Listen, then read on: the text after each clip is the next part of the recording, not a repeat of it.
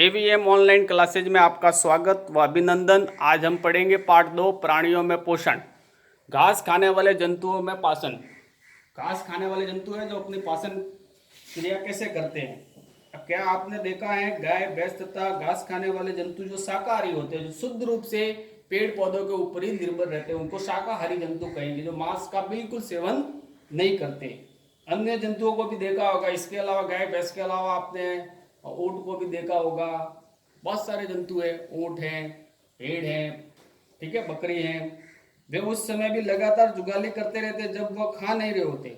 जब वे खाते नहीं है तो भी वे जुगाली करते रहते हैं। अपने को लगता है कि कुछ न कुछ ये खा रहे हैं, वास्तव में वे पहले घास को जल्दी जल्दी निगल कर आमाशय के एक भाग में संग भंडारित कर लेते हैं। आमाशय के एक भाग में जल्दी जल्दी खाकर क्या कर लेते हैं, भंडारित कर लेते हैं। यह भाग रुमेन या प्रथम आमाशय कहलाता है। यह भाग उनका क्या कहलाएगा, जल्दी जल्दी खा के जिसके अंदर वो इकट्ठा कर लेते हैं, रुमेन या प्रथम आमाशय भी इसको कहते हैं, जिसके अंदर वे इकट्ठा कर लेते हैं। यह भाग रुमेन प्रथम आमाशय कहलाता है। रुमेन में आमाशय 4 भागों में बटा होता है। कितने भागों में, 4 भागों में। रुमेन में भोजन का आंशिक पाचन होता है। रुमेन में भोजन का आंशिक पाचन होता है, जिसे क्या कहेंगे, जुगाल या कंड कहेंगे। जिसके अंदर क्या होगा, उसका जुगाल या आंशिक पाचन होता है। रुमेन में भोजन का आंशिक पाचन होता है, जिसे हम जुगाल या कंड भी कहते हैं। तो क्या कहेंगे, जुगाल या कंड भी कहा जाता है। परंतु बाद में जंतु इसको छोटे छोटे पिंडों के रूप में पुनः मुख में लाता है, फिर छोटे छोटे पिंडों के रूप में वापस मुख के अंदर लाता है, तथा जिसे वह चबाता रहता है, जिसको वह क्या करता रहता है, चबाता रहता है। इस प्रक्रम को रोमन थन या जुगाली करना कहते हैं। इसको रोमन थन या जुगाली करना कहलाता है। तथा ऐसे जंतु रूमेन अथवा रोमंथी कहलाते हैं। ऐसे जंतुओं को क्या कहेंगे, जो जुगाली करते हैं, बाद में भी छोटे छोटे मुंह हिलता रहता है, पिंडों के रूप में भोजन को ग्रहण करते थे, रूमिनेंट अथवा रोमंथी कहलाते हैं। ऐसे जंतुओं को ये कहेंगे। घास में सेलुलोज की प्रचुरता होती है, यानी घास में सेलुलोज की मात्रा सबसे ज्यादा होती है, जो एक प्रकार का क्या है, कार्बोहाइड्रेट है। जो एक प्रकार का क्या है, कार्बोहाइड्रेट है। जो घास में सेलुलोज की प्रचुरता होती है, जो एक प्रकार का कार्बोहाइड्रेट है। किसी रूमेंट अथवा रोमंथी पशु, हिरण आदि के रूमेंट में सेलुलोज का पाचन करने वाले जीवाणु पाए जाते हैं। ये किसके अंदर पाए जाते हैं, पशु है, हिरण है आदि के अंदर रूमेंट में सेलुलोज का पाचन करने वाले, घास में होती है सेलुलोसन, जिसका पाचन करने में जीवाणु पाए जाते हैं, जिसके द्वारा उनका पाचन होता है। बहुत से जंतु है, मानव सेलुलोज का पाचन नहीं कर पाते। बहुत से जंतु है और ऐसे मानव है, मनुष्य अपने, जो सेलुलोज का हम पाचन नहीं कर पाते। जानवरों जैसे घोड़ा, खरगोश आदि में शुद्रांत एवं बंद्रांत के बीच एक बड़ी थैली नुमा बड़ी संरचना होती है। किसके बीच में होती है, जानवरों जैसे घोड़ा है, खरगोश है आदि में शुद्रांत व बृहदांत के बीच में एक थैली नुमा बड़ी संरचना होती है, जिसे हम क्या कहेंगे, अंधनाल कहते हैं। जिसे क्या कहेंगे, अंधनाल कहते हैं। ये अंधनाल में वो सेलुलोज जो भोजन के साथ में मनुष्य में आदि में जो इकट्ठा हो जाता है, वो उसके अंदर चला जाता है।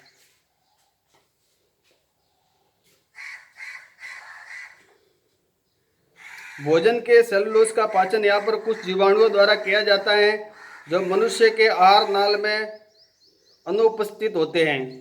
अब तक आपने इन जंतुओं के विषय में पढ़ा जिनमें पाचन तंत्र पाया जाता है। अब तक आपने जो पढ़ा था, जिसके अंदर पाचन तंत्र पाया जाता है। परंतु ऐसे बहुत से सूक्ष्म प्राणी हैं जिनमें न तो मुख होता है, न ही पाचन तंत्र होता है। फिर वे किस प्रकार भोजन का अंतर्ग्रहण करते हैं तथा उसका पाचन करते हैं। जिसके मुख भी नहीं होता, वो कैसे अपना पाचन करते हैं, इसके बारे में अध्ययन करेंगे। भोजन ग्रहण करने की अन्य रोचक विधि का अध्ययन करेंगे। जैसे आपने पढ़ाई है, अमीबा एक कोशिकीय जीव होता है, जो नीचे आपको चित्र में भी दिखाई दे रहा है। अमीबा कहाँ पाया जाता है, जलाशयों में पाए जाने वाला एक कोशिकीय जीव है। ये इसकी एक कोशिका का ही ये जीव है, अमीबा एक कोशिकीय जीव है जो जलाशय में पाया जाता है। अमीबा की कोशिका में एक कोशिका झिल्ली होती है। एक गोल सघन केंद्रक एवं कोशिका द्रव्य में बुलबुले हैं। एक गोल सघन केंद्रक एवं कोशिका द्रव्य में बुलबुले होते हैं, ये देखो ये बुलबुले, ये वाले, और ये उसी का झिल्ली है। समान अनेक धनिया होती है।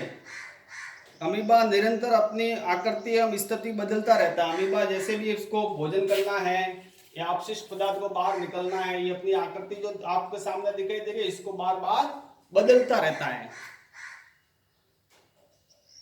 यह एक अथवा अधिक उंगली के समान प्रवृत्ति निकालता रहता है, जिसे पादाप अर्थात कृत्रिम पाव कहते हैं। ये वाले, ये जैसे ये बाहर निकालता है उंगली के समान, इसको कृत्रिम पादाप भी कहते हैं। इन्हें अपनी आकृति को बदलता रहता है, जो इन्हें गति देने और भोजन पकड़ने में सहायता करता है। जो इसको गति देने में और भोजन पकड़ने में, या तो गति देता है, इधर इधर होना उसको पानी के अंदर, इधर उस जगह से उस जगह जाता है, तो इसको ये भोजन पकड़ने में हाथ कणिकाओं द्वारा ये आप पकड़ लेता है, अंतर ग्रहण कर लेता है और अपशिष्ट को इस प्रकार से बाहर निकालता है। अमीबा कुछ सूक्ष्म जीवों का आहार करता है। जब इसे भोजन का आभास होता है तो यह खाद्य कण के चारों ओर पादाम विकसित करते उसे निगल लेता है। खाद्य दानी में फंस जाते हैं। यहाँ पर ये खाद्य दानी है, यहाँ पर वो फंस जाते हैं जब उसको भोजन की आवश्यकता होती है। खाद्य दानी में पाचन रस स्रावित होते हैं और ये खाद्य पदार्थ पर क्रिया करके उन्हें सरल पदार्थों में बदल देते हैं और पचा हुआ खाद्य धीरे धीरे अवशोषित हो जाता है और अवशोषित पदार्थ अमीबा की वृद्धि, रख रखाव एवं गुणन के लिए उपयोग किए जाते हैं। बिना पचा अपशिष्ट खाद्य दानी द्वारा बाहर निकाल दिया जाता है।